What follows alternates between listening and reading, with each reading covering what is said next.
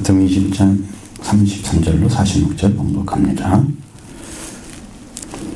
또 다른 한 비유를 들으라. 한 집 주인이 포도원을 만들어 산울타리로 두르고 거기에 좁지 틀을 만들고 망대를 짓고 농부들에게 새로 주고 타국에 갔더니 열매 거둘 때가 가까움에 그 열매를 받으려고 자기 종들을 농부들에게 보내니 농부들이 종들을 잡아 하나는 심히 때리고 하나는 죽이고 하나는 돌로 쳤거늘 다시 다른 종들을 처음보다 많이 보내니 그들에게도 그렇게 하였는지라. 후에 자기 아들을 보내며 이르되 그들이 내 아들은 존대하리라 하였더니 농부들이 이 아들을 보고 서로 말하되 이는 상속자니 자 죽이고 그의 유산을 차지하자 하고 이에 잡아 포도원 밖에 내쫓아 죽였느니라. 그러면 포도원 주인이 올 때에 그 농부들을 어떻게 하겠느냐? 그들이 말하되 그 악한 자들을 진멸하고 포도원은 제때에 열매를 바칠 만한 다른 농부들에게 새로 줄지니이다. 예수께서 이르시되 너희가 성경의 건축자들이 버린 돌이 모퉁이의 머릿돌이 되었나니 이것은 주로 말미암아 된 것이요 우리 눈에 기이하도다 함을 읽어보지 본 일이 없느냐. 그러므로 내가 너희에게 이르노니 하나님의 나라를 너희는 빼앗기고 그 나라의 열매 맺는 백성이 받으리라. 이 돌 위에 떨어지는 자는 깨지겠고 이 돌이 사람 위에 떨어지면 그를 가루로 만들어 흩으리라 하시니 자지사람들과 바리새인들이 예수의 비유를 듣고 자기들을 가리켜 말씀하신 줄 알고 잡고자 하나 무리를 무서워하니 이는 그들이 예수를 선지자로 알미었더라. 아멘. 참 이게 말씀이 참 어려운 말씀입니다. 왜냐하면 이 성경이 연결이 되어 있기 때문에 하나만 읽어서는 전혀 이해를 못해요. 어떤 배경에서 이 말씀하셨는지 그것을 이해를 한 다음에 그 다음에 하나님께서 우리에게 주시는 말씀이 뭔지 이렇게 알아야 되기 때문에 여러분이 그 말씀을 다 들을 수는 없습니다. 그래서 짧게 배경을 말씀드리고 본문을 말씀드리려고 합니다. 예수님이 이제 예루살렘에 가까이 오셔서 입성을 하시는데 벳베게란 감람산 벳게에 왔을 때 두 제자를 보내죠. 나귀와 나귀 새끼를 끌고 오라. 그래서 그 나귀를 타고 예루살렘에 들어가십니다. 그래서 성전에 들어가시니까 거기서 엄청난 일이 벌어지고 있잖아요. 기도하는 집을 더럽히고 그래서 그 안에 들어가서 매면회를 쫓아내시고 돈 바꾸는 자 상과 빌게 받는 자 여자를 돌로 엎으시고 그들에게 내 집은 만민이 기도하는 집이라. 그 다음에 성전에 나와서 예수님은 맹인들과 전절을 고쳐주십니다. 그리고 예루살렘에 입성할 때 소동했는데 그때 대제사장들과 서기관들이 예수님께서 하시는 이상한 일을 봤습니다. 예수님 자기들의 눈에는 이상하게 보이는 거예요. 지금까지 하지도 않았고 할 수도 없는 일들을 행하심을 본 거예요. 자신들이 할 수 없기 때문에 이제 그래서 성경에는 이상한 일이다 이렇게 써 있지만 사실은 예수님께는 평상시 일이죠. 그렇게 어려운 일도 아니고 힘든 일도 아닌 것입니다. 그래서 예수님이 자기가 들어올 때 예루살렘에 있는 많은 그 어린 아이들 입술을 통해서 소리를 지르잖아요. 호산나 다윗 자손이여. 어린 아이를 듣고 그 사람들이 분노하고 있었습니다. 그래서 그들의 말을 듣느냐? 당신들이 왜 가만히 이렇게 있느냐고. 저렇게 들을 자격이 당신이 있느냐? 지금부터 이제 예수님의 어떤 권위에 대한 일을 도전하고 있는 것입니다. 그렇다 예수님께서 하십니다. 어린 아기와 젖먹이들 입에서 나오는 찬미를 온전하게 하였다면 너희가 읽어본 일이 없느냐? 그래서 성 밖에 딱 나오십니다. 그리고 이제 베다니에서 계시다가 이른 아침에 다시 성으로 들어오시죠. 다른 성경에는 주무시고 오셨다는 얘기도 써 있는데 그는 안 나와 있죠. 아침에 딱 들어오시니까 무화과나무 잎사귀가 딱 보이잖아요. 근데 거기에 보니까 그 예수님이 굉장히 시장하시는 것 같아요. 뭘 좀 드시고 싶어서. 가서 보니까 무화과나무 잎만 보이고 없어요. 잎사귀밖에 없고 아무것도 어쨌든 못합니다. 그때 저주를 내립니다. 이제부터 영원토록 네게 열매가 맺지 못하리라. 그때 무화과 나무가 말랐습니다. 사실은 이건 이스라엘 민족을 가리키는 거예요. 근데 그 말씀 하지 않습니다. 다 감춰놓으시죠. 제자들이 봅니다. 그리고 이상히 여기죠. 그 즉시 나무가 말라버렸기 때문에 어떻게 이렇게 될 수 있습니까? 이렇게 물었을 때 너희가 만일 믿음이 있고 의심하지 아니하면 무화과 나무에 든 일뿐 아니고 이 사람들을 들려 바다에 던져라. 그래도 될 것이고 너희가 기도할 때 무엇을 믿고 구하는 건 다 받으리라. 자, 여기에서 뭘 얘기하냐면 여러분이 믿고 믿음으로 선포하는 말은 주님이 들으신다. 행하신다. 그 얘기 해줬어요. 믿음으로 드리는 기도는 하나님의 역사가 일어난다. 이 가르쳐줬습니다. 그리고 나서 예수님이 성전에 들어가십니다. 그 대제사장과 대성의 장로들이 나왔습니다. 물어보죠. 당신이 무슨 권세로 이런 일을 하느냐? 성전에 들어가서 막 이렇게 그것이 얼마나 자기들한테는 돈줄인데 다 쫓아내잖아요. 팔지도 못하게, 매매하지 못하게. 당신이 뭐 때문에 그게? 당신이 뭔데? 하나님의 아들인 걸 안 믿기 때문에 이렇게 도전하는 거예요. 그러니까 예수님의 권세에 강력하게 도전하는 것입니다. 예수님이 그들에게 질문했어요. 요한의 세례가 하늘로부터 온 거냐? 사람으로부터 온 거냐? 이렇게 물어봤습니다. 그들은 한참 생각을 하고 논의를 하다가 몰라요. 우리는 모르겠어요. 나도 이게 왜 이 권세를 하나 있었는지는 너에게 말하는 것이다. 하지 않을 것이다. 자, 그러면서 이 악한 자들에 대해서 주님이 말씀하시는 그 내용을 이제 두 비유로 설명해 주는 거예요. 한 가지 비유는 두 아들의 비유, 한 가지는, 그리고 두 번째 비유는 악한 농부들의 비유. 오늘 본문이 바로 그것입니다. 예수님의 권세에 대한 도전입니다. 여러분, 이것은 큰일 날 일이죠. 사람들이 살 줄 알고 죽을 줄 모른다 이런 말도 하잖아요. 꼭 이 사람들 보고 왔습니다. 그들은 예수님께서 어린아이 입으로 찬양하는 걸 보고 그들이 예수님이 받으시는 영광과 성전에서 매매하는 걸 쫓아내시고 돈 바꾼 자로 환전상을 엎으시고 행하신 일련의 일들을 보면서 그런 권세가 어디에서 왔는지에 대한 질문이죠. 말을 해줘도 안 믿을 것입니다.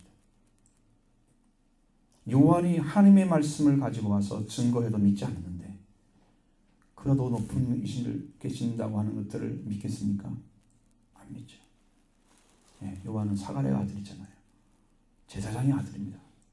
그러니까 예수님은 사람들이 보기에는 아무런 능력이 없는 분이에요. 왜? 그는 나사렛 촌에 살았습니다. 거기는요, 사람들도 별로 살지 않는 곳입니다.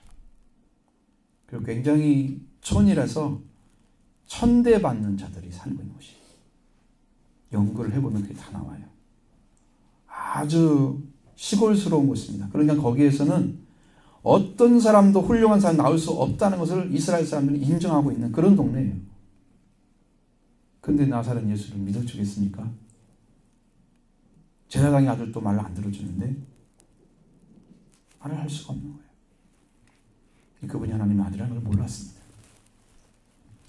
그래서 예수님이 비유를 두 번째 비유를 주는데 제가 다 설명드릴 수 없으니까 한 비유만 제가 찾아서 말씀드리려고 이렇게 본문을 정했습니다. 33절 같이 읽어보죠. 다시 한 비유를 들으라. 한 집 주인이 포도원을 만들어 산울타리로 두르고 거기 적자는 틀을 만들고 망대를 짓고 농부들의 새로 주고 타국에 갔더니. 아멘. 이 비유의 배경은 이사야서 5장 1절부터 7절의 말씀이 그 배경입니다.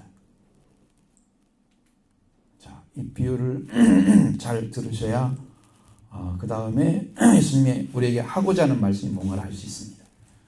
하나님께서 심히 좋은 포도를 심기 위해서 산에다가 나무들을 다 없었겠죠. 그 다음에 돌들을 다 제하고 극상품 포도나무를 심었습니다. 그리고 거기에 중에 망대를 세우고 술틀을 팠습니다. 좋은 포도를 맺기를 바랬는데 들포도를 맺었다. 그렇게 얘기하죠. 이 포도원은 이스라엘 족속이고 기뻐하는 나무는 유다 사람이라. 이들이 맺은 들포도는 어떻게 맺냐 그러면 들포도는 사실상 사람이 돌보지 않는 나무예요. 그런데 하나님께서는 끊임없이 간섭하면서 끊임없이 말씀하시면서 끊임없이 그들에게 올바른 자리를 찾기 위해서 예언자를 보내서 가르쳐 주는데 그들을 그렇게 했음에도 불구하고 그들이 맺은 열매는 들포도였어요. 이 말은 다른 말로 하면 한마디의 말씀도 돌봄을 받는 말씀을 받아들이지 않은 거예요. 들포도처럼. 그래서 들포도가 맺은 거예요. 극상품 포도나무를 심어놨는데 열매가 들포도란 말이에요. 품질이 같아요. 주님이 이스라엘 백성을 볼 때 그런 마음이 드는 거예요. 하나님께서.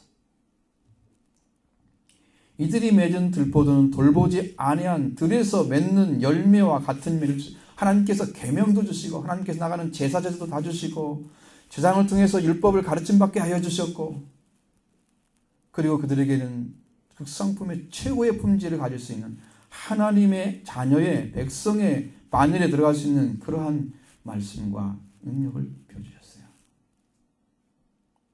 그런데 그들이 들포도를 맺었습니다. 하나님 얼마나 속상하시겠어요. 여러분도 전 씨를 심어놨는데 여러분이 딱 가서 열매를 이렇게 거두려고 보니까 그냥 뭐 누가 사람도 돌보지 않은 정도로 그냥 열매를 형편없이 맺었다면 그 마음이 속상하겠죠. 하나님 마음을 헤아려 보라고요. 그거예요. 자, 여기서 나오는 얘기는 뭐냐면 유대 종교 지도자들이 이러한 열매를 맺어서 소출의 얼마를 주인에게 주고 그런 의무를 가지고 그렇게 했는데 하나님께 직접 반역을 한 것을 경고하기 위해서 이 말씀을 주신 거예요. 이 비유는 아주 알레고리컬합니다. 그래서 하나하나는 다 의미를 가지고 있어요. 꼭 우화처럼. 그래서 포도원은 좁게는 예루살렘, 넓게는 이스라엘과 세상을 가리킵니다. 집주인은 당연히 하나님이십니다. 여기에 농부들은 유대 교권주의자들, 율법주의자들입니다. 이런 사람들이에요. 또 넓게 보면은 자기를 스스로 의롭다고 여기는 나는 신앙생활 잘하고 있어. 나는 정말 믿는 사람이야. 라고 생각하는 사람들이에요. 종들은 하나님께서 예수님 오시기 전까지 보냈던 예언자들을 가리킵니다. 그리고 그 아들은 그리스도를 나타내고 있습니다. 그래서 한 집주인이 포도원을 만들어서 산 울타리로 두르고 거기에 줍자는 틀을 만들어서 망대를 지어놨습니다. 그리고 농부들에게 새로 주고 타국으로 멀리 가버렸습니다. 포도원을 산 울타리로 두른 것은 왜 그러냐면 야생동물이나 도둑을 침입을 막기 위해서 가시나무와 같은 식물로 울타리를 만들거나 아니면 돌담을 쳐놓는 거예요. 그런 방식이에요. 침입을 못하게 만든 것입니다. 그리고 접자는 틀은 돌이 많은 땅을 원형으로 만들어서 파는 웅덩이가 있습니다. 크고 깊은 웅덩이는 포도를 타는 틀로 사용하고 그보다 작은 웅덩이는 도관을 통해서 흘러나온 그 즙을 받아서 쓰도록 그렇게 만들었어요. 그러면 포도가 나오면 얼마든지 수확해서 보관하고 먹을 수 있도록 만들어 놓은 거예요. 오랫동안 보관했을 수 있도록 그렇게 만들어 놓은 거예요. 망대를 만들었습니다. 파수꾼이 약탈자나 아니면 일이나 여우 같은 걸 침입을 막기 위해서 또 그걸 막거나 그건 경고하고 그러기 위해서 높이 세우는 거예요. 그래서 포도주나 포도즙을 저장해 놓는 창고 역할도 했습니다. 자, 이렇게 포도원과 그 포도원에서 생산되는 포도주를 수확해서 포도주를 만들 수 있는 시설이 완비가 됐습니다. 그리고 적이 쳐들어올 수 없을 정도로 잘 준비가 되어 있습니다. 이렇게 해서 이것을 새로 주고 그 빌린 자에게 포도원을 잘 갖고 농사를 지어서 빌린 새를 주인에게 주라. 이런 관계, 계약 관계를 맺고 주인은 멀리 떠나버린 거예요. 이 멀리 떠났다는 얘기는 타국으로 갔다 하는 얘기죠. 간섭하지 않는 자리에 주인이 있는 거예요. 그건 누구한테 온전히 맡긴 거예요? 농부들에게. 온전히 맡긴 거예요. 주인과 농부의 관계는 계약서에 의해서 유지되는 것입니다. 농부들은 포도원에서 열심히 일을 해서 수확하고 주인에게 포도원을 해서 주기로, 포도원을 사용하면서 주기로 한 세를 빌린 그런 자들이죠. 포도가 열매 맺기 시작할 때는 대략 포도원에서 포도를 심고 난 다음에 2, 3년 후에 맺어집니다. 그리고 7월 달부터 포도송이가 이렇게 생기기 시작하죠. 작게. 8월이 되면 송이가 이렇게 완전해집니다. 그리고 9월 정도 되면 수확을 하죠. 실과를 맺고 그 실과가 세를 받으려고 소장료를 지불하고 계약에 따라서 지불해야 되는데 어떻게 하느냐? 한 가지는 수확량에 따라서 일정 비율을 주기로 약속하는 거예요. 7:3. 그러면 수확량이 많아도 많은 만큼 세로 주고 적게 하면 적금 주고. 한 가지 계약 방식. 두 번째는 풍작이든 흉작이든 정해진 양만 주는 거예요. 그럼 많이 나올 때는 그 사람 유익이죠. 농사꾼 유익이요. 두 가지 경우가 있었습니다. 이게 어떤 걸 하는지는 모르죠. 우리는 분명하게 계약을 맺은 거예요. 그리고 저희는 종들을 포도원에 보냈습니다. 34절 같이 보겠습니다. 열매 거둘 때가 가까움에 그 열매를 받으려고 자기 종들을 농부에게 보내니. 자, 주인이 열매를 거둘 때가 가까워서 그 열매를 세를 받으려고, 그 열매를 세를 받으려고 자기 종들을 농부에게 보냈다. 이 종들을 농부들에게 보냈다는 것은 정상적인 관계 안에서 거래하는 거예요. 세를 주고 안 주고 하는 것이 아니고 계약을 맺었으면 그냥 계약 맺은 대로 실행만 하면 되는 거예요. 너무 당연한 거 아닙니까? 여러분도 세상 살면 그건 당연한 거잖아요. 당연한 거죠. 이 세는 이스라엘 백성과 주인과 맺은 계약 때문에 받으러 이제 종들을 보낸 거예요. 이 계약이 뭐냐면 이스라엘 백성에게는 십계명의 계약입니다. 하나님이 그걸 가르쳐주는 거예요. 이미 다 죽었다. 하나님께 이스라엘과 맺은 계명이기 때문에 종들을 보내서 계명을 지키고 계명을 지킨 자들이 하나님의 사랑을 회복해서 오순절에 열매가 맺어서 그 열매를 맺을 자들을 걷어내려고 선지자를, 농부들에게 보낸 것입니다. 열매를 맺어 수확하는 자들은 곧 이스라엘의 유대 종교 지도자들입니다. 이들이 할 일은 뭐냐? 종들에게 그 열매를 돌려드리는 일을 하면 돼요. 그러나 농부들은 어떻게 했나요? 자, 35절, 36절 같이 보겠습니다. 농부들이 종들을 잡아 하나는 심히 때리고 하나는 죽이고 하나는 돌로 쳤거늘 다시 다른 농부 종들을 전부 다 많이 보내니 그들에게도 그렇게 하였는지라. 아멘. 자, 농부들이 종들을 잡아 하나는 심히 때리고 하나는 죽이고 하나는 돌 쳤다. 선지자 에레미야는요 많이 맞았습니다. 유다 방백들이 갈대아 사람의 승리와 그리고 이제 이건 바벨론에 대한 얘기죠. 갈대아는. 그리고 유대 백성들이 포로가 되어서 선언하는 그 에레미야의 말을 듣고 그 하나님 말씀 듣기 싫어서 그리고 자기 편에서 정치적 군사적으로 판단을 해서 자기 편을 약화시킨다 하는 그런 명목으로 에레미야를 체포합니다. 그리고 요나단의 집 토굴 속에 그 음지에다 가둬 놓습니다. 마지막 시드기야 왕은 바벨론에 항복하라는 메시지를 듣습니다. 에레미야한테. 거기 왕의 아들 멜기야의 진흙구덩이에 그를 죽이려 가둬놨습니다. 그리고 에레미야 말년에 기록이 없는데 이것을 찾아낸 사람들이 제롬이나 아니면 터툴리아나 같은 사람들이 전해주는 바람에 그는 우상 숭배를 공격을 했기 때문에 돌에 맞아 죽었다고 합니다. 여러분, 선지자 이사는 어떻습니까? 유대교의 전설에 의하면 그 선지자는 톱으로 잘라서 죽였다고 합니다. 도막도막 내서. 하나님의 사람들이 복음을 전하다가 이렇게 목숨을 걸고 합니다. 그냥 되는 게 아니에요. 선지자 스가랴는 하나님의 영이 너를 감동시키니 그는 여호와다의 사후에 일어난 배교에 대해 백성 앞에서 너희가 어찌 여호와의 명령을 거역해서 스스로 형통치 못하게 하느냐 그렇게 말씀하셨습니다. 너희가 여호와를 버린 거로 여호와께서 너희를 버리셨느니라. 백성에게 충고를 줬는데 그 말을 듣지 않았습니다. 그것만 말하는 게 아니고 요아스 왕의 명령에 의해서 성전에서 분향하는 제단과 왕궁 사이 그곳에서 스가랴를 피살시킵니다. 여러분, 선지자들이요, 이스라엘을 제대로 한번 세워보려고 하나님께서 보낸 거죠. 그렇게 갔을 때마다 맞고 두리겨 맞고 부러지고 깨지고 엄청난 일이었습니다. 그래서 아직 피를 갚는다고 예수님 말씀하실 때 누구까지입니까? 사가랴까지잖아요. 아벨부터 사가랴까지 피를 갚겠다. 마태복음 23장 23-15절에 피를 갚겠다 너에게. 그 사가랴와 스가랴를 가리키는 거예요. 그래서 저희는 또 다른 사람들을 보냈습니다. 많은 종들을 보냅니다. 선지자들이죠.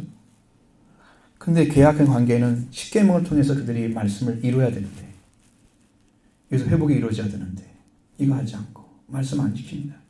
하나님 외에 다른 신 쓰지 말라는데 우상 섬기고 이방인을 의지하고 올바른 삶을 살지 않습니다.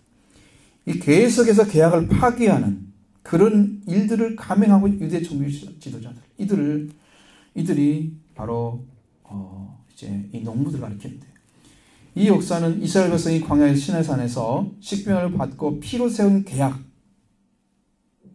그 가나안에서 이스라엘의 국가를 세우고 예수님까지 해서 오시기 전까지의 그 기록입니다. 거기에 선지자를 보낸 사람들을 다 가리키는 거예요. 그게 종들이에요. 주인은 뭔 생각합니까? 이렇게 했으면 내 아들을 보내면 그는 존대하겠지. 그걸 보내는 거예요. 자, 30절을 보겠습니다. 후에 자기 아들을 보내며 이르시되 그들이 내 아들은 존대하리라 하였더니, 자, 주인은 하나님이라고 그랬죠? 아들은 예수 그리스도를 가리키는 거예요. 자, 사람들이 이렇게 하나님이 보낸 종들을 다 업신여기고 두리겨 빼고 죽이고 하나님 버리고 마음대로 했는데도 불구하고 그들을 향해서 하나님의 사랑은 변함없이 내 아들은 존대할 것이다 라고 생각하고 보내는 거예요. 그렇게 당했는데, 그렇게 악한데, 그렇게 보내기 싫은 아들이었을 건데, 내 아들만큼 그래도 알아주겠지. 그래 보내는 거예요. 이제 원래 이 존대하라는 말이 원어로 따지면 존경한다는 말입니다. 존경한다는 말이에요. 자, 그 사람의 인격이나 어떤 사상이나 행위 같은 것들이 사람들에게 높여서 공경받을 만한 게 있어야 돼요. 존경받으려면. 아무것도 없는 사람 존경한다는 건 거짓말이에요. 자, 예수님은 하나님의 아들이시잖아요. 하나님의 성품을 가졌습니다. 그래서 신의 성품이죠. 그리고 전능하신 아버지의 말씀을 가졌습니다. 그 말씀을 이 땅에서 이루면서 죄 없이 살 수 있는 능력을 가지셨어요. 그러니까 당연히 공경하겠지. 그 아들, 하나님께 나오는 그 아들을 보냈는데 당연히 공경하겠지. 근데 제가 이 말씀을 준비할 때 하나님께서 딱 뭐라고 하시냐면, 이게 뭔지 아느냐? 이것 때문에 망한 거다. 하나님을 공경하지 않기 때문에, 하나님의 경외함이 없기 때문에 그래서 망한 거다. 하나님 그걸 가르쳐 주는 거예요. 막 찡했어요. 그렇구나. 사람들 입으로 하나님을 믿는다고 하면서 하나님이 어떤 분인가를 모르기 때문에 그들을 어떻게 높여야 하는가, 어떻게 그 하나님 이름을 높여야 되는지, 그분을 어떻게 놓고 봐야 되는지 자기 자질을 못 찾아서 이렇게 살고 있구나. 이 모습이 딱 보이는 거예요.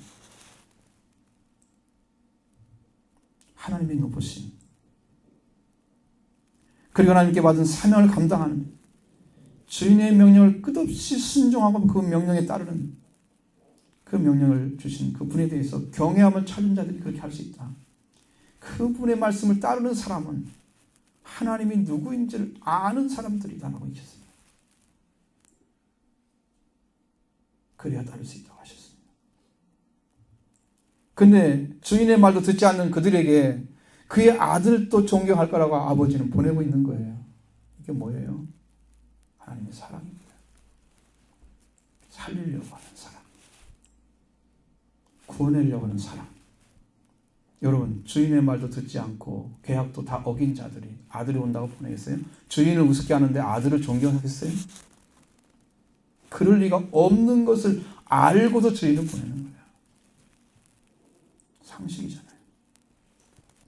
이건 하나님의 긍휼과 사랑을 나타내고 있습니다. 어떻게 하든지 간에 그 관계를 회복시켜서 계명을 완성시키려고 하시는 하나님의 사랑입니다. 그들을 하나님의 계명 아래 겸손하게 엎드리게 해서 하나님을 경외하는 자리에 세우고 그들을 다시 관계 회복하려고 하는 하나님의 절대적인 사랑입니다. 그런데 그 농부들은 그들 아들 보고 어떻게 합니까? 그것이 문제잖아요. 38절 39절 같이 보겠습니다. 농부들이 그 아들을 보고 서로 말하되 이는 상속자니 자 죽이고 그의 유산을 차지하자 하고 이에 잡아 포도원 밖에 내쫓아 죽였느니라. 농부들이 그 아들을 보고 딱 알아채잖아요. 상속자다. 죽이고 유산을 차지하자. 아들을 몰라본 게 아니에요. 안 믿은 거예요.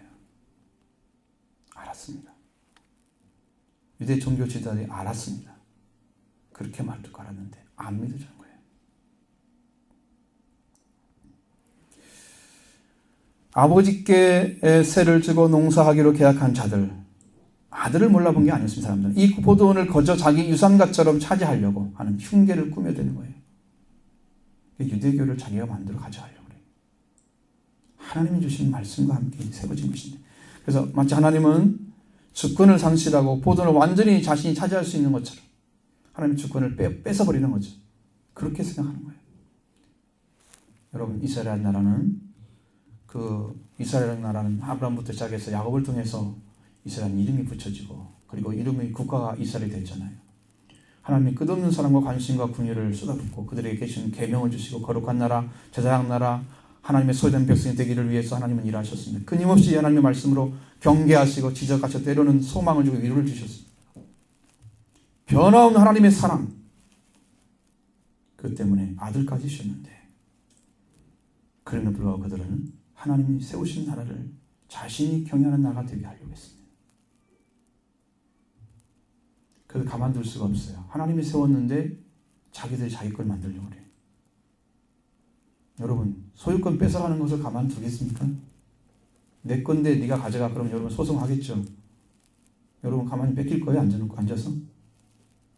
안 뺏기잖아요. 여러분도 내 것인데 소유권이. 하나님 뺏길 리가 없잖아요. 그래서 농부들은 주인의 아들을 잡아서 포도원 밖에 내쫓아 죽였습니다. 이 포도원은 하나님 주신 영역을 가리키는 거예요. 그러니까 이스라엘을 할 수 있고 더 좁게는 예루살렘을 할 수 있습니다. 그리고 예수님이 이 아들이 죽인 자리가 오면 예루살렘 밖이에요. 포도원 밖에 죽였단 말이에요. 여기는 예루살렘을 가리키는 것 같아요. 예수님 죽이죠. 예수님이 십자가에 못 박힌 곳은 예루살렘 밖이었습니다. 포도원 밖에. 자, 그러면 여러분 이것은 이제 상식적으로 물어보는 거예요. 예수님이 포도원 주인이 올 때 농부들을 어떻게 하느냐 그들에게 물어봤습니다. 뭐라고 했을까요? 여러분 40절 41절 보십니다. 그러면 포도원 주인이 올 때에 그 농부들을 어떻게 하겠느냐? 그들이 말하되 이 악한 자들을 진멸하고 포도원은 제때의 열매를 맺을 만한 다른 농부들에게 새로 줄 것이나이다. 자, 이게 상식적인 거 물어보는 거예요 지금. 그럼 포도원 주인이 올 때 그 농부들이 어떻게 하겠느냐? 예수님께서 그들에게 물으셨습니다. 그들도 상식적으로 대답하는 거예요. 아주 상식적인 거예요. 그 악한 자들을 진멸하고 그리고 포도원을 제때 열매를 받을 다른 농부들에게 새로 주는 거예요. 이건 당연한 거예요. 당연한 것입니다. 우리도 다 동의할 수 있는 거잖아요. 그건. 계약을 이행하라고 종들을 보냈는데 종들을 심히 때리고 죽이고 돌로 치고 하는 행위들. 더 많은 종들을 보내서 똑같이 대접하는 그들. 종들을 멸시하는. 그 종들은 누구 대신 온 거예요? 주인 대신 온 거잖아요. 주인을 멸시한 것입니다. 아들은 보내서 존경할 거다 그러는데 아들도 성장에 죽이자. 유산을 차지하자. 여러분 그렇게 한 자들에게 더 이상의 자비가 필요합니까? 사랑이 필요합니까?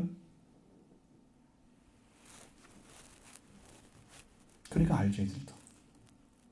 필요 없다는 걸 알아요. 진멸한다. 그 아들은 예수님 자신이었습니다. 유대 종교 지도자들은 예수님이 그 아들의 주인의 아들임을 받아들이지 않고 그것도 주인을 받아들이지 않으면 거부했죠. 그리고 성전을 정화하면서 호산나 주의 이름으로 오시는 이여 호산나 했을 때 무슨 번세를 하느냐. 예수님이 질문한 의도를 잘 알고 있으면서도 말씀 앞에 엎드리지 않고 자신들의 기득권만을 지키려고 모른다고 대답하는 그런 자들. 요한의 세대에서 바르게 이해하지만 복종하지 않는 회개하지 않는다면 그들은 그리스도에게 가지 못한다는 사실을 모르고 있었습니다. 여러분, 시작도 안 됐는데 어디에 올라가 있어요? 양이 그 우리에 들어가려면 어떻게 들어가야 돼요? 담을 넘어 들어가야 되나요? 양의 문으로 들어가야 되죠. 양의 문이 성경에 뭐라고 나와 있습니까? 예수님이 그랬죠. 예수님을 통해서만 하나님의 구원받은 자의 자리에 들어가는 거예요. 근데 이 사람들은 자기들이 들어가 있어요. 그냥 우리 안에. 이게 절도요 강도라고 나와 있는 거예요.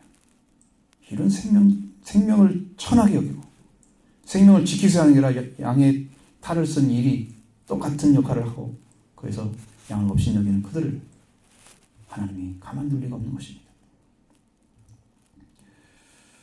이들은 자신을 무엇을 잘못하고 있는지를 알고 있으며 그들은 대답을 통해서 알 수 있습니다. 그래서 그들은 내려놓지 않았습니다. 악한 농부들로 대변되어지는 유대 종교 지도자는 자신의 꾀에 넘어가서 자신이 그것으로 멸망한다는 것을 분명히 직시했을 거예요. 이 말씀 듣고 그런데 불구하고 순종하여 들어오지 않습니다. 이 비유는 주인 하나님을 경외하지 않기 때문에 벌어진 일이에요. 그들의 대답은 옳았습니다. 그 악한 자를 치며 포도는 제때 열매를 바칠 만한 자에게 다른 농부에게 새로 줄 것이나이다. 악한 자들을 진멸하는 것은 비참하게 멸망시키는 것이다. 시킬 것이다. 포도원을 제때 열매를 바칠 만한 다른 농부들은 이스라엘 종교 지도자들 아닌 이방인을 위해서 일할 수 있는 그런 자들이에요. 그래서 지금은 주권이 이방인들에게 넘어왔어요. 이스라엘 나라가 AD 70년에 망했죠. 그 뒤로부터 다른 세를 줄 수 있는 사람들에게 포도원을 줬어요. 그래서 지금까지 왔어요.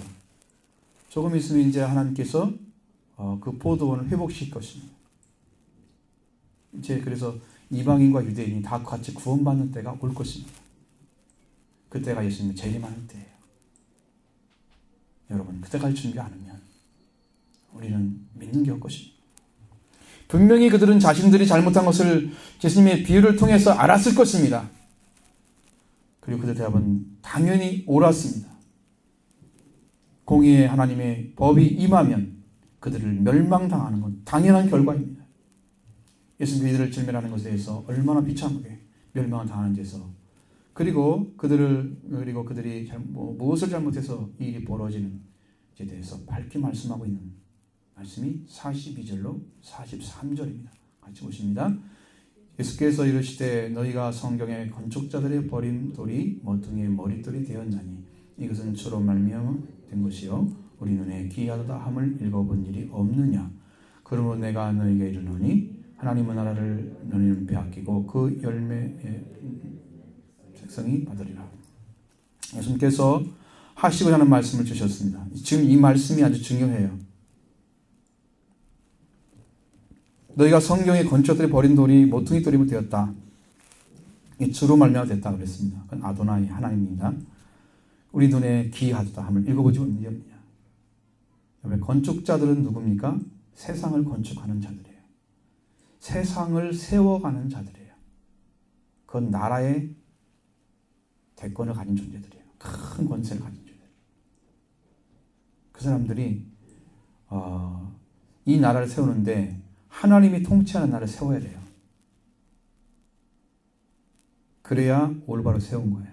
근데 그렇게 안 했어요. 건축자들이 하나님이 세우라고 한 돌을 중심으로 이 건축을 해가는 게 아니고 돌을 버렸습니다.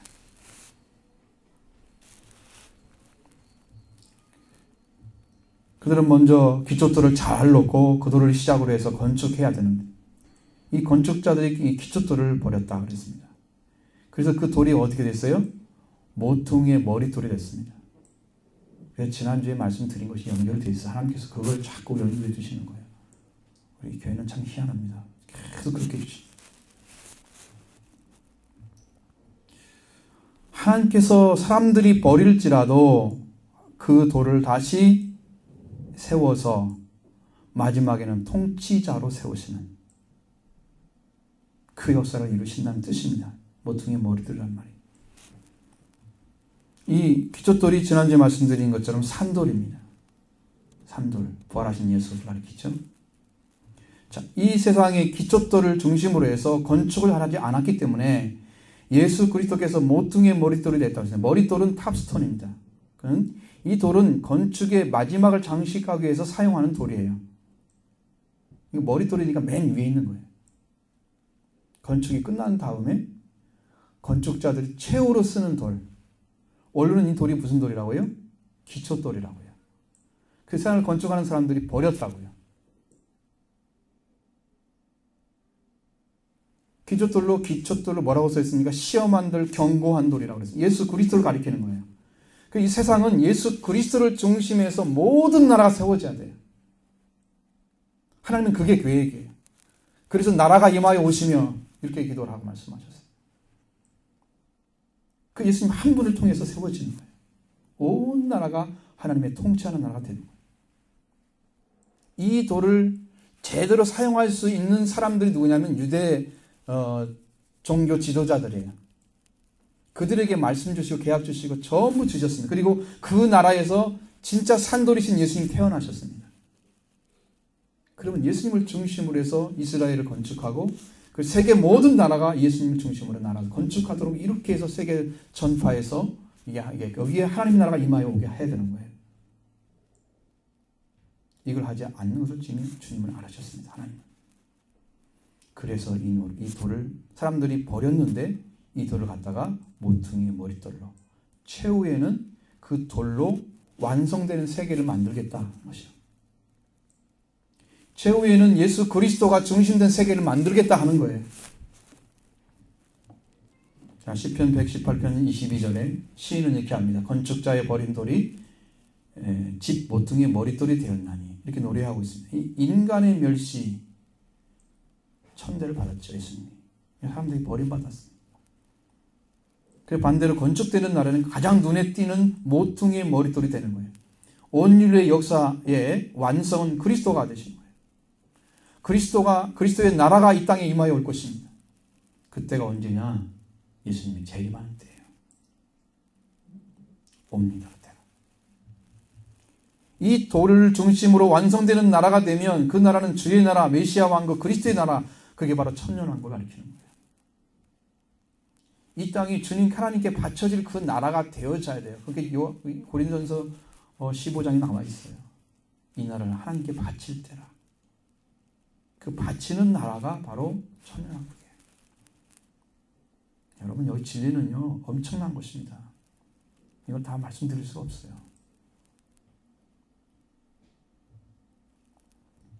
천년왕이 끝나면 부자 심판이 있고 심판은 영원한 세계 천국의 새 예루살렘에 들어가는 마지막에 남아있어요. 예수님은 그러므로 내가 너에게 이르노니 하나님 나라를 너희는 빼앗기고 그의 나라의 열매를 맺는 백성이 받으리라. 하나님 나라는 그 열매를 맺는 백성이 받습니다. 포도원에 포도가 맺어지는 것이고 그 포도의 도처를 통해서 열매 맺은 포도는 하나님 나라의 백성들입니다. 하나님 주신 계명과 하나님 주신 성정과 선자의 외침을 통해서 그때 받은 이스라엘 민족이 좋은 열매를 맺어서 가야 되는데 그게 또 안 되니까 아들을 보냈잖아요. 그 아들은 구원을 완성시켜서 보여주셨습니다. 그런데 불구하고 그들은 그 아들까지도 다 거부했어요. 그래서 하나님의 사랑과 은혜를 거부한 것입니다. 구원받아야 할 백성, 거룩한 나라, 제사장 나라, 그의 소유된 백성에 대한 그런 자들이 그리스도를 버렸습니다. 그리고 이스라엘이 건축가로서 그리스도를 중심으로 세상을 구원을 이루는 나라로 하나님께서 그들을 세웠는데 그들은 그 하나님께서 세우라는 그를 중심으로 세우지 않고 자기들의 종교를 만들어서 자기들의 위한 기득권을 놓치지 않고 그 예수를 공격하고 죽이려고 하는 그 자리만 섰습니다. 바로 이 모습이 자성이 나옵니다. 마지막 세상을 그리스도 나라가 되게 하시는 그때가 되면 그리스도를 거부한 자들은 어떻게 될까요? 거기의 말씀이 44절의 말씀이에요. 한번 보시겠습니다. 이 돌 위에 떨어지는 자는 깨지겠고 이 돌이 사람 위에 떨어지면 그를 가루로 만들어 흩으리라 하시니. 이 건축달이 버린 돌이지만 모퉁이의 머릿돌 되게 하시는 그 역사를 이루실 때가 되면 이 돌 위에 떨어진 자가 있으면 깨질 것이다. 여러분, 산돌이신 예수에게 도전하는 자들입니다. 이는 예수님의 당시에 이스라엘과 같은 자들을 가리키고 있는 건데, 그리스도를 밀어내고 그리스도를 받아들이지 않는 자들이에요. 그래서 이러한 사람들을 산산이 부숴버리겠다. 여러분, 주 70년에 이스라엘이 망했잖아요. 티토스 장군에 의해서 최후의 마사다 전투에서 완전히 박살나고 깨졌습니다. 그리고 1948년 5월 16일 되기까지 그 많은 세월을 나라 없이 산산이 부서진 상태로 살았습니다. 왜 그들을 세웠느냐? 그것은 성경에 기록된 대로 하는 거예요. 이스라엘 민족은 말망하지 않도록 되어 있습니다. 성경에. 그러니까 하나님의 계약에 의해서 다시 세운 거예요. 여기는 놀라운 비밀들이 있어요. 성경에 비밀들이 있습니다. 다 말씀드릴 수 없지만 여러 나라에 그때 살아 산산이 부서져 버렸어요. 하나님 약속 때문에 그들 다시 돌아오면 마지막 최후의 순간에는 그들도 그리스도를 영접하고 믿는 백성이 돼서 이방인과 함께 구원의 나라에 천국에 들어가기 전에 천년왕국에 들어갈 것입니다. 자, 이 돌이 사람 위에 떨어지면 어떻게 되느냐? 가루로 만들어 흩을 것이다. 여러분 잘 보십시오. 다니엘서 2장 34절 35절이 그 배경입니다.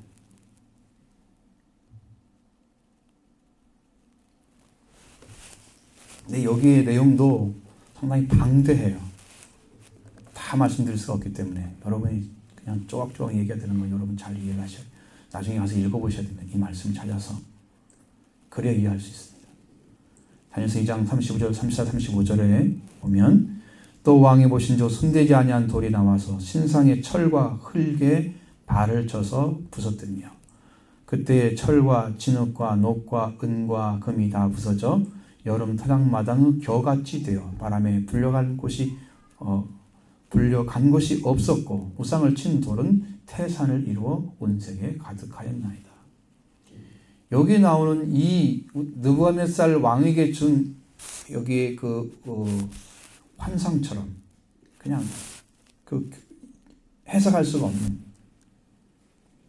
그것은 뭐냐면 하나님이 그를 통해서 계시를 준 것입니다. 머리는 순금이 가슴과 두 발은 은이고 배와 넓적다리는 노치고 그 종아리는 철이고 그 발은 얼마는 철이고 얼마는 진흙인 이 우상, 분명히 우상이라고 써있죠. 이 시대에 나타난 특징들을 가지고 있는 거예요. 시대마다 어느 시대는 순금의 시대가 있었고 어느 시대는 은의 세대가 있었고 어느 시대에는 노제 세대가 있었습니다. 그리고 어느 시대에는 철과 얼마는 철이고 또 얼마는 진흙인 그런 세대 5가지 이렇게 나눠집니다.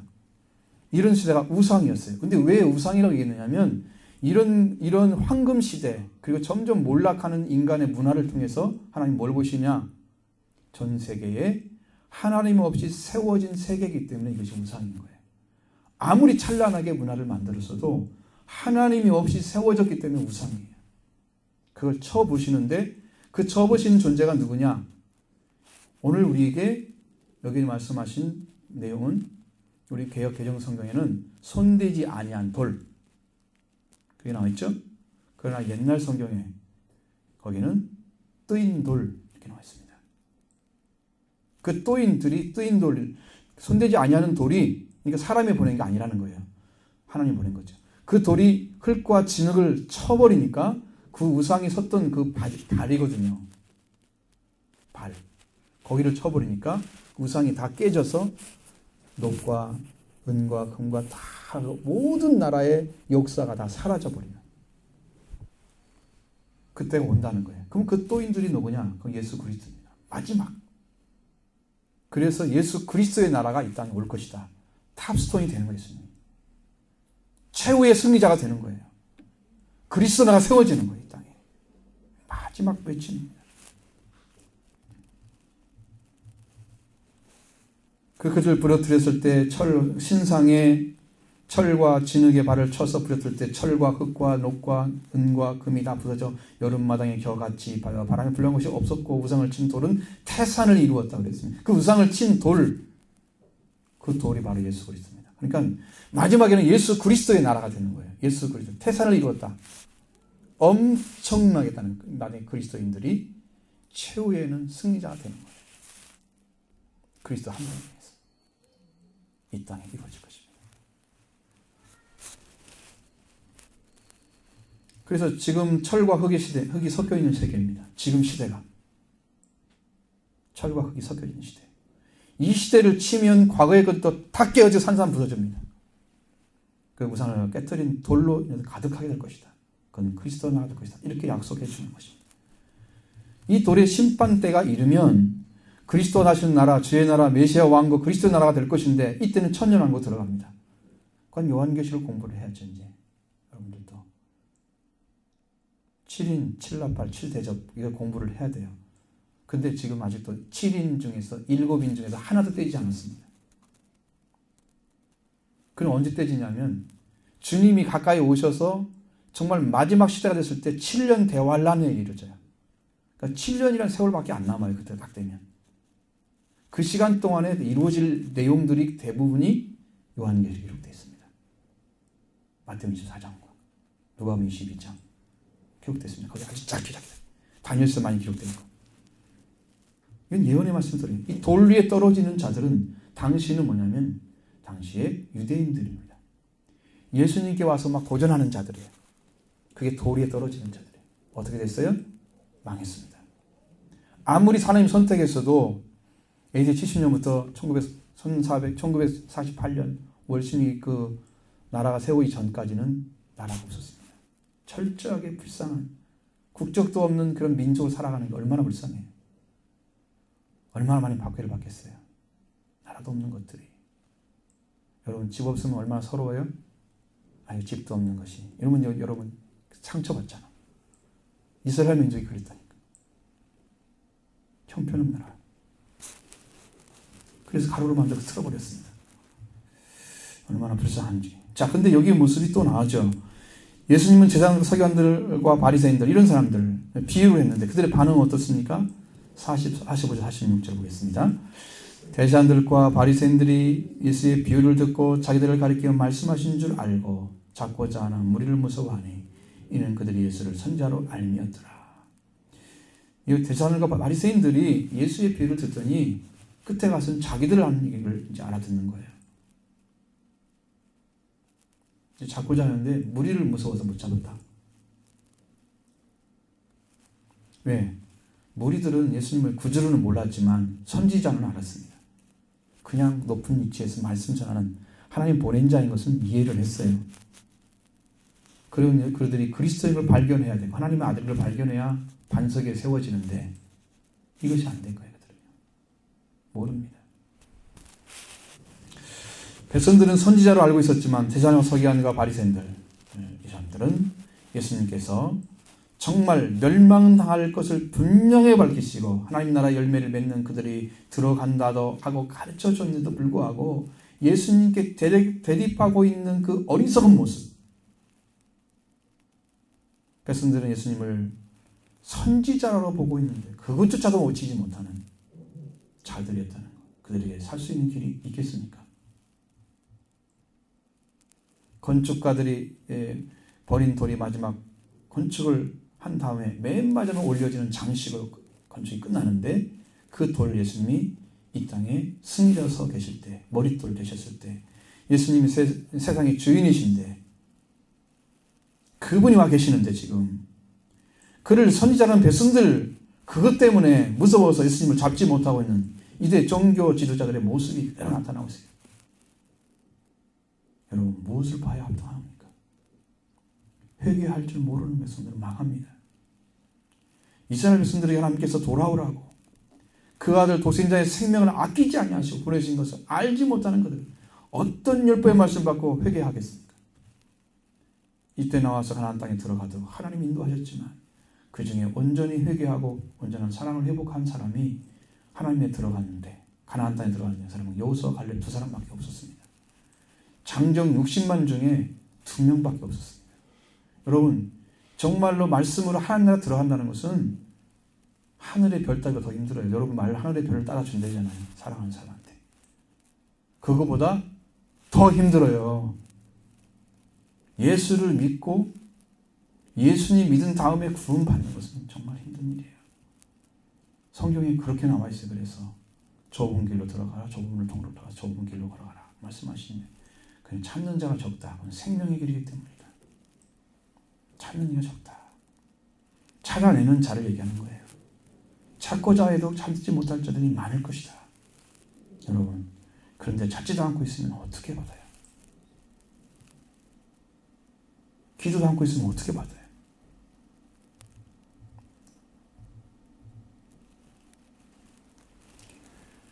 회개하는 자만 들어가는 나라. 그렇게 있는데 그걸 알지 못하는 그 영악한 성경 지식에 지식쟁이들이 바로 유대 종교 지도자들입니다. 여러분, 회개하지 않고 배운 말씀들은요, 여러분을 종교인으로 만들어버려요. 바리새인 되게 만들어요. 회개하지 않고 씨를 뿌리면요, 여러분 성경의 4가지 밭 중에서 어떤 밭만 열매 맺는지 봤잖아요. 그 회개하지 않는 심령에다가 말씀 막 전해져 이렇게 살아라. 그런데 받기는 받지만 나중에 싹 무너지고, 회개한 밭, 좋은 땅, 예수님의 마음을 찾은 그 밭만 열매를 맺어요. 거기에 뿌려야 되거든요. 사실은요. 다른 수고가 있는 게 아니고. 근데 거기 들어오지 못한 사람들한테도 회개하러 가르쳐줘야 돼. 그걸 뿌릴 거 아니에요, 나중에. 그러니까 말씀은 계속 전해줘야 돼요. 어떤 생명 살려야 되기 때문에. 성경의 진리는 바로 여기에 있는 거예요. 도리에 떨어지는 자는 산산이 흩어지게 하는 심판의 권세를 예수님이 가지고 있는, 그건 아직도 모르고 있습니다. 그들은 심판을 피해갈 수 있다고 생각할지 모르지만, 여러분, 세례 요한이 뭐라고 했습니까? 누가 임박한 진노를 피하라느냐, 이 독사의 새끼들아. 있다고요? 피할 수 있다고요? 못 피합니다. 세례 요한이 그렇게 얘기합니다. 그들을 향해서 마치 예수님이 재림하실 때 어둠 속에 있는 자들은 도적같이 오시는 예수님을 맞이하지 못하는 것 같습니다. 예수님 오시는데 어떤 사람에게는 알게 하게 오시고 어떤 사람은 도적같이 오실까요? 빛의 아들, 하나님의 아들로 들어간, 그래서 성령 받은 자들은, 그들은 알려주십니다. 영으로. 그러니까 영은 아시잖아요. 성령께서 말씀하시니까. 그러나 그 은혜 가운데 못 들어가면 그들은 도적같이 오는 것입니다. 그래도 몰라요.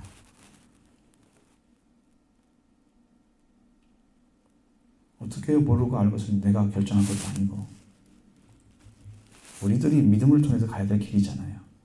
여러분, 이 말씀들을 안내받고 은혜 받는 길을 찾는 것은 우리들이 해야 될 일입니다.